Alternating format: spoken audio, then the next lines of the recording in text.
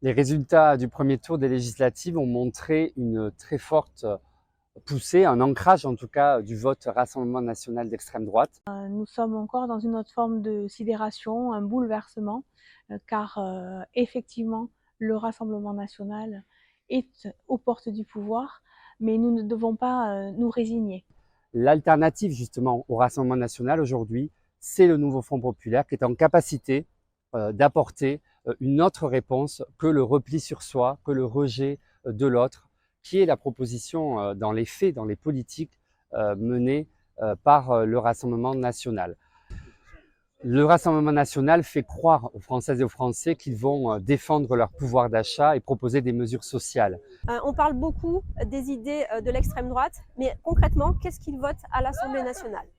Le Rassemblement national vote contre la fin des déserts médicaux. Le Rassemblement national vote contre l'augmentation des moyens pour lutter contre la fraude fiscale. Ils ont voté contre le SMIC à 1 600 €. Ils ont voté contre le blocage des prix de première nécessité. Ils ont voté contre la revalorisation des retraites, la revalorisation des minima sociaux.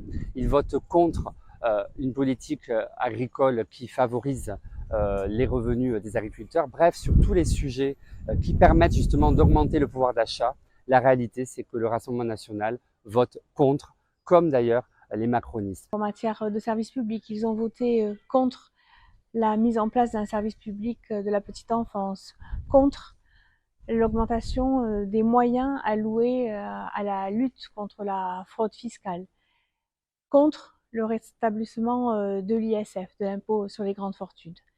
Et en revanche, une des premières mesures annoncées est la privatisation de l'audiovisuel public. La moitié des députés n'ont pas voté l'inscription de l'IVG dans la Constitution tout dernièrement. Le Rassemblement national refuse de reconnaître que l'esclavage est un crime contre l'humanité. Aujourd'hui, la seule digue capable de faire barrage au Rassemblement national, c'est celle du rassemblement des forces de gauche et écologistes avec le nouveau Front populaire. Le nouveau Front populaire, c'est la seule majorité qui demain mettra en place en réalité le SMIC à 1 600 €, le blocage des prix de première nécessité ou encore la revalorisation des retraites, l'encadrement des loyers, bref, des mesures qui vont améliorer la capacité, le pouvoir de vivre des Françaises et des Français qui en ont besoin. Nous proposons un grand plan contre les violences sexuelles et sexistes, avec un budget de plus de 2,6 milliards.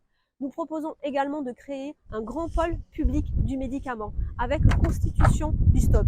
Et nous sommes pour la régularisation de l'installation de médecins pour lutter contre les déserts médicaux.